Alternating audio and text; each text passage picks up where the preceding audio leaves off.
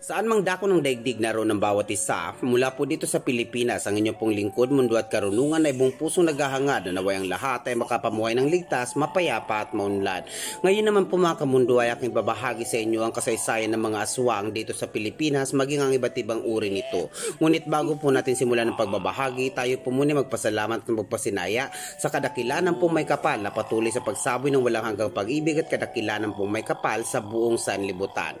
Bilang panimula, ang aswang ay isang pang-mitolohiyang nilalang sa mitolohiyang Pilipino kung saan ito ay pinaniniwala ang kumakain ng tao at ng ibang mga hayop. Ang aswang ay umahawig sa nilalang na vampira o vampire sa wikang Ingles na nagsimula ang paniniwala sa kanluran ng mundo. Ang paniniwala ng mga Pilipino sa katotohanan na nabubuhay ang mga nilalang kagaya ng aswang at iba pang mga nakatala sa mitolohiyang Pilipino sa mundo ay napalawig dahil sa impluwensya ng animismo na nagsimula sa kanununuan ng mga Pilipino, gayon din sa pagdating ng mga dayuhang Espanyol sa Pilipinas. Ano nga ba ang iba't ibang uri ng mga aswang? Narito na po. Una, bangkilan. Ang mga bangkilan ay uri ng aswang na pinaniniwala ang magagandang dilag mula sa hanay ng kadatuan.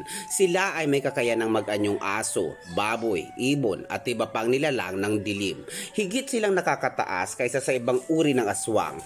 Pinaniniwala ang may kakayanan silang magawing aswang ang karaniwang tao sa pagsali ng perlas na itim mula sa kanilang bibig sa taong nais nilang maging aswang.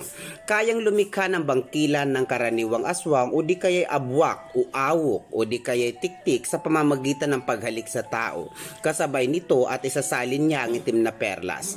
Ang mga bangkilan ay pinanganak na ganap na bangkilan, hindi gaya ng ibang aswang na kailangan pang pasahan ng itim na bato o itim na perlas ng pagkaaswang. Pangalawa, karaniwang aswang.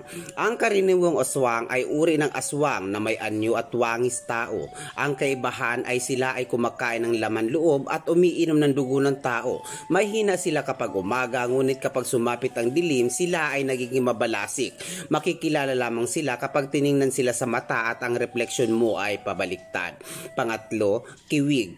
Ang kiwig ay mababang uri ng aswang, kumakain ng laman loob at karne ng tao. Ang kiwig ay mukhang ordinaryong tao na nakakapagpalit anyo bilang baboy ramo o asong itim. Ayon sa mga kwento, bagamat ang kiwig ay hindi singlakas ng ibang mas malakas na uri ng aswang, sila naman ang pinakamarami at pinakamalaganap sa buong Pilipinas. Amalanhig. Ang amalanhig po ay uri ng patay na aswang. Ito ay dating karaniwang aswang na namatay bago maisali ng itim na perlas sa kaanak. Hayok sa dugo ang alamanhig, walang pakiramdam at kabagis. Asbo. Ang asbo ay isang uri ng aswang na may kakayanang magpalit anyo bilang malaking aso, kumakain din ng lamang loob. Manananggal. Ang manananggal ay isang uri ng aswang na pinaniniwala ang may abilidad na putulin ang kanyang katawan sa dalawa at magkaroon ng pakpak at katulad ng isang paniki sa pagkakataon na bilog ang buwan. Pinaniniwalaan ang nilalang na ito ay kumakain ng anumang uri ng tao kapag ito ay pumalit ng anyo sa pagkamanananggal. Sunod, tiktik. Ang tiktik po, ito po ay isang uring nilalang kung saan may kakayahan na pahabain ng dila. Ang bahagi ng katawan na pinaniniwala ang ginagamit ng isang tiktik para kunin ang sanggol na ipinagbubuntis ng isang nagdadalang tao, babae papalayo mula sa sinapupunan. Wakwak. Ang wakwak ay uri ng aswang na lumilipad, may mga katangian ng ibon. Ang ibang wakwak ay may kakayanang maging itim na ibon na kumakain ng laman. Ang mga anyong taong wakwak ay may pakpak ng itim na ibon o paniki sa likuran at may mahabang kuko na pangwakwak ng katawan ng tao. Malabo ang mata ng wakwak ngunit matalas ang pandinig. Sinasabing bulag ang ibang wakwak kapag umaga at nakakakita lamang sa pagsapit ng gabi. Mandurugo. Ang mandurugo ay isang uri ng aswang. Sila ay magagandang dalaga kapag umaga at kung gabi ay may kakayanang magbago ng anyo upang maging ibong mandaragit na may mukha ng magandang dalaga. Sila ay mga dating kinari. Pinaniniwalaang ang mga kinari ay mga kalahating diwata, kalahating tao. Magagandang nilalang na may pakpak ng ibon sa likuran.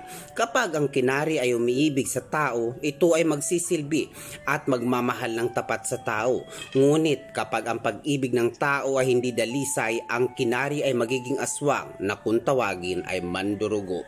Eke, uri ng aswang lumilipad na mukhang uwak o itim na ibon, nakakagaya ng boses ng tao, may hilig kumain ng hayop at tao, ginagaya ng ekik ang boses ng tao upang mambiktima. Ang balbal. Ang nilalang na balbal, ito ay pinaniniwalaang kadalasang kumakain ng karne ng patay na tao. Ang balbal ay pinaniniwalaang nagnanakaw ng patay na tao sa isang burol o kaya pagkalibing nito. Kung nanakawin ng balbal ang isang patay, pinapalitan niya ito kadalasan ng puno ng saging. Ang puno ng saging ay pinaniniwalaang nagmimistulang tunay na katawan ng patay na tao sa mata ng mga tao. Ngunit puno-puno lang pala ito ng saging. Ang balbal ay isang halimaw na nangunguha ng mga bangkay maging mula sa lamay o sa libingan at kinakain nito. Malakas ang pang-amoy nito sa bangkay na tila pabango para sa kanila. Dahil sa kinakain nito, sadyang mabaho ang kanilang hininga. Sa oras na makakuha ito ng bangkay, mag-iiwan ito ng katawan ng puno ng saging. Ang kanilang mahahabang kuko ay ginagamit upang matanggal agad ang mga damit ng bangkay. Mayahalin tulad ng balbal sa aswang, ang malanhig o busaw na mga nangangain ng katawan ng laman. May tuturing sila bilang mga pinakanakakatakot na mga halimaw sa bansa. Kaya kung akala mo sa kaluluwa ka lang matatakot tuwing may lamay, mas matakot ka sa balbal. Awok, isang uri ng aswang lupa, mga aswang na may kakayanang mag-anyong itim na baboy o malalaking baboy ramo.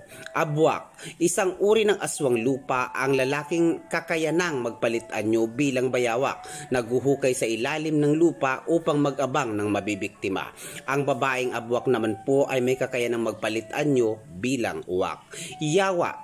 Ang yawa ay sinaunang uri ng aswang sa Kabisayaan, partikularmente sa Panay, Antique at Iloilo. Mga aswang na ihimbing sa kailaliman ng lupa o mundo. Itim ang balat, may mahahabang kuko, mabibilis kumilos at nagtatago sa mga anino. Matangkad at kadalasang nasa itaas ng puno kapag sila ay umahon mula sa lupa. Kubot. Ang kubot ay isang uri ng aswang na may pakpak ngunit hindi nakakalipad. Ang pakpak nito ay kanwang binubuka upang balansihin ang mga kaaway at biktima. Ang babaeng kubot ay gumagamit ng buhok upang mansilo ng biktima. Gabunan. Ang aswang gabunan ay isang uri ng aswang na napakabangis at malakas, mabilis kumilos. Anyong malaking maskuladong lalaki, napakaitim ng balat at mabalahibo ang matipunong katawan, ngunit napakaputi ng buhok nito. Ayon sa mga kwento, kumakain ng laman ng tao maging ng laman ng kapwa aswang. Magindara. Ang mga magindara ay magagandang aswang ng katubigan. Ang kanilang mukha at katawan ay gaya sa kaakit-akit na dilag. Samantalang ang kanilang katawan sa bewang pahaba ay gaya ng sa buntot ng isda. Nangaakit na mga kalalakihan at binata gamit ang kanilang alindog at magandang tinig. Pinaniniwala ang mga magindara ay kumakain lamang ng mga matatanda sapagkat nalalason sila sa mga dugo ng birhen o ng mga musmos. Mga kamundo, ang aking pong binahagi ay bahagi po lamang ng mga naitala tungkol sa kasaysayan tungkol naman sa mga mitolohiyang pang-Pilipino. Ito po ang mundo at karunungan na lagi nag-iiwan ng paalala na patuloy nating alagaan at pagmalasakitan ng kalikasan maging mga aso at pusa upang araw-araw nating mabatid ang balansing enerhiya ng kalikasan. Ito po ang mundo at karunungan na lagi nagsasabing, mahal ko po kayo. Maraming salamat po.